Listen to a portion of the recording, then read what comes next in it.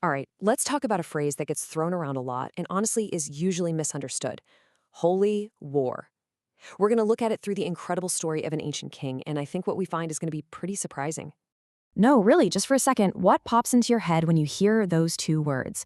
Because for a lot of us, it probably brings up some very specific and, let's be honest, pretty violent images. Okay, so here's the contrast. On one side, you have the common idea of a holy war, which is basically, I fight for God, right? Someone sacrificing their life for a divine cause. But what if I told you the biblical book of Chronicles flips that completely on its head? It presents this radically different idea. God fights for us. You see the shift? The focus isn't on what we do for God, but what God does for his people. And there is no better story to show us what this looks like than the story of a king named Jehoshaphat. So let's meet the main character of our story.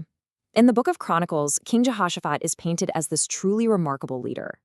He's a guy who shows, in a super unique way, that real victory comes from God, not from the size of your army. And look, Jehoshaphat wasn't some king who just sat around waiting for a miracle. He was proactive. He got the whole nation learning God's laws, he built up the defenses of his cities, and he totally reformed the justice system. By all accounts, he was a good, practical, hands-on king. And this right here, this gets to the heart of a really cool idea: faithful preparation. See, relying on God doesn't mean you just do nothing. Jehoshaphat really got this. He prepared his kingdom for the worst, but he knew deep down that the final outcome wasn't really up to him. It was this amazing balance of faith and action, but even the best kings can make some pretty big mistakes. So Jehoshaphat, for all his wisdom, goes and makes this, let's just say, questionable alliance with a king who was known for being just awful. King Ahab of Israel. And this little side story is the perfect setup for what not to do. It shows us exactly what happens when human plans are the main focus. So what was the big plan? Well, it was pretty straightforward, classic military stuff. They were going to combine their armies and go take back this city, Ramoth-Gilead. A to B. This was a plan built 100% on human strength and military power. And yeah, it was a total disaster. The wicked King Ahab gets so scared that he actually puts on a disguise, which leaves his buddy Jehoshaphat as the only one on the battlefield dressed like a king, basically a giant target. But you can't cheat fate. Ahab gets taken out by a completely random arrow, and Jehoshaphat barely makes it out alive. He gets back home only to be met by a prophet with a very stern warning. So the lesson here is pretty clear, right? Relying on human power led to failure and almost got him killed. Okay, so after learning that lesson the hard way, Jehoshaphat is about to get thrown into the ultimate test. We're talking a crisis so massive that no human strategy, no army in the world could possibly fix it. I mean, a massive, overwhelming force is marching right for him. The powerful kingdoms of Moab and Ammon, they've teamed up, and Jehoshaphat's little kingdom of Judah is right in their path. From a human standpoint, this is hopeless. Game over. So what's his move? Does he draw up battle plans, rally the troops? Nope. He gets all his people together and he prays. And listen to what he prays. He doesn't say, Lord, help us win.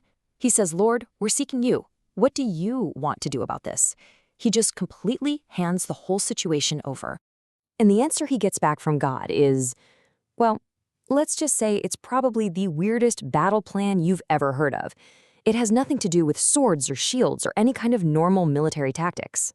The message comes through a prophet named Jehaziel, and it's so simple but so powerful. He just says, the battle belongs to God. This is it. This is the core idea of this new type of holy war. You don't even have to fight, because God is going to do the fighting for you. So what is this crazy plan? First, Jehoshaphat gets the priests and the Levites, the religious leaders, not the soldiers. Then he has them form a professional choir. Then, and this is the wild part, he puts the choir at the front of the army. And their only job? March towards the enemy, not with weapons, but singing praises to God. I mean, it's an act of just radical, seemingly insane faith.